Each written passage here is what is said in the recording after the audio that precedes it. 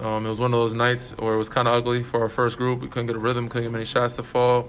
But we executed. We got the good look that we wanted. We just couldn't get them to drop. But our second unit came in with a lot of energy, picked us up, and everybody got involved. And when you could find a way to win when you're not playing well, it shows a lot of character. And this group has grown a tremendous amount since the beginning of the season. I know a game like that, it would have been very close and we might have lost it. But tonight we found a way to win. We actually get a little breather, a little lead, and get everybody involved, and everybody in the game. Keith Pompey and then Kai Carlin. Go ahead, Keith. Hey, what's up, Danny? How you doing, man? Good, you? I can't complain. Danny, what is it going to be like for you going back to San Antonio? I mean, I know you played other spots, but it seems like, that's where you basically were put on the map as a pro.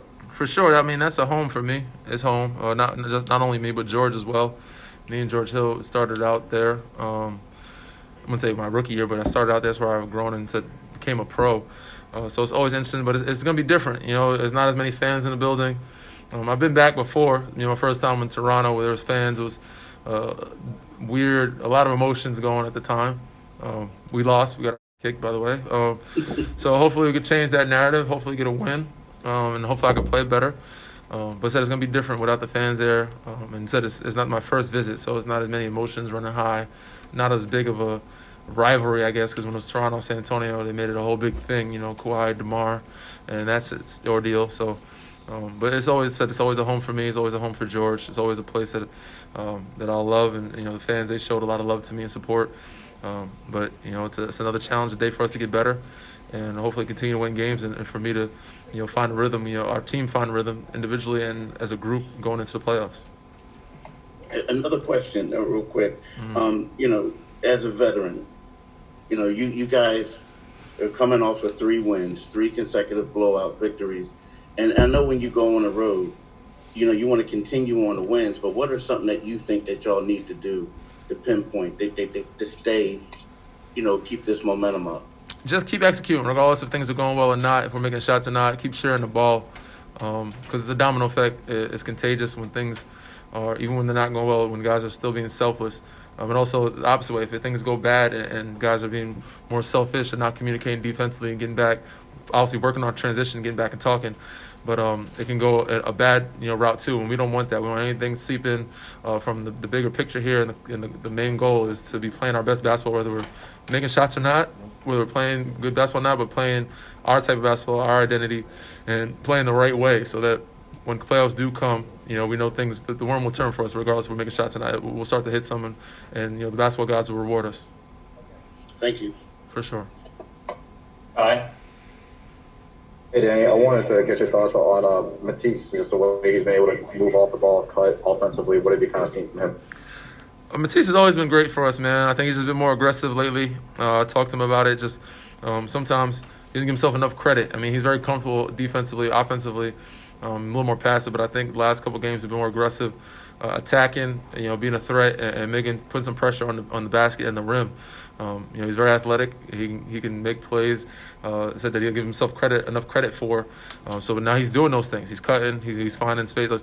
Teams are doubling, and they also know that we like to shoot threes when they double. So they're finding the perimeter guys and trying to get to Joel at the same time. So we need some guys slashing, cutting, and getting offensive rebounds and doing a little dirty work. And he's doing that for us. He's doing it at a high clip for us. And we're going to need him to continue to do that going into the playoffs. And then what are your thoughts on Ben? It just looks like he's a lot more, I guess, setting the tone for you guys, a little more pressure since he's come back.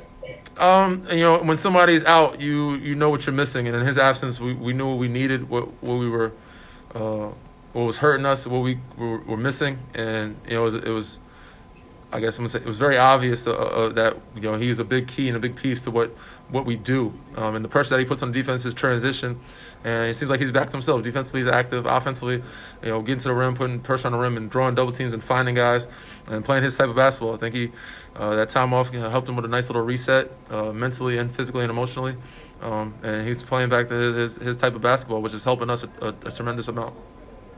Thanks, Danny. Thank you. A few more, starting with Andrea. Go ahead, Andrea. Hi, Danny. How do you see George Hill meshing with the rest of the team?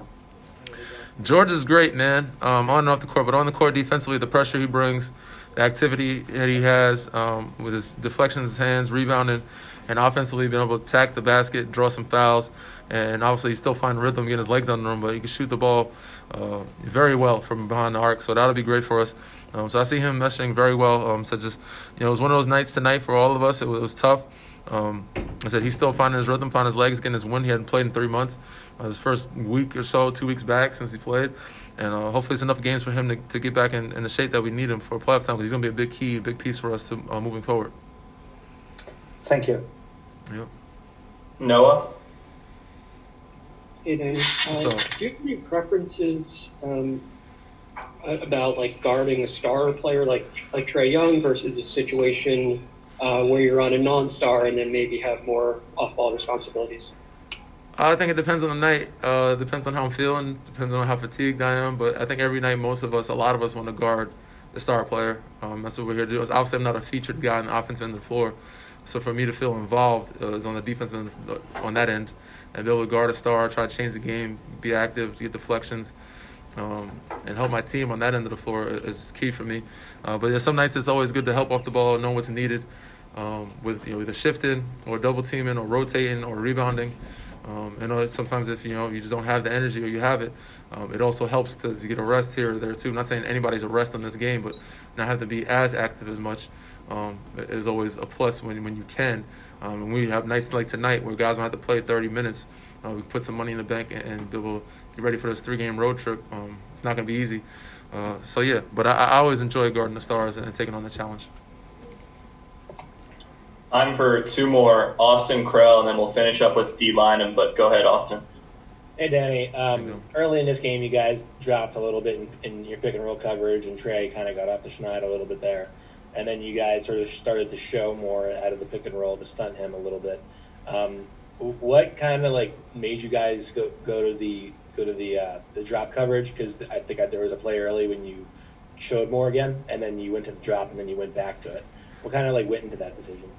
I don't know if it was communicated throughout online. I think it's sometimes guys make a mistake. Some guys don't get the call. Sometimes we don't get the communication right. And sometimes we're just throwing different things at guys. What we read.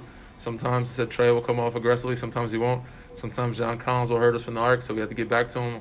Or if Clint Capella is rolling hard and we get a lob. So, it's really not always it's set in stone. A lot of times it's feel of a game and what you're reading.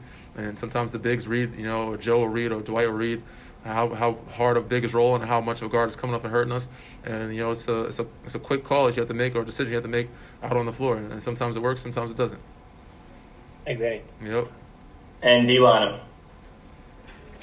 Danny, I'm just curious, as you get 9 games left, and for some of these young guys like Thibault and Shake, and both of them played in the postseason last year, but at some point, do you and George start to say to them, because they're a key part of your rotation, what are things they can expect that will be different in the postseason so that maybe you could help them to be better prepared and not feel pressure in a different way? Like you said, they've been there before. I think our job is just to let them know, to make them feel comfortable doing what they do. Obviously, it's going to be a little different, not much though. It's just going to be more intense. Teams are going to do what they do. They have their identity. Every possession matters. But you're still going to get your looks. Take your time, take them. Be aggressive. Every person, every piece matters. Every point counts. Every possession, every defensive rebound, offensive rebound, steal, loose ball 50-50. So, give it your all when you have your minutes out there, but, play your type of basketball. And I said they've been there before, so they know this is going to be a different intensity when it comes. And our job is to make sure that they're comfortable and ready and mentally, at ease with what they're doing and actually confident in what they can do.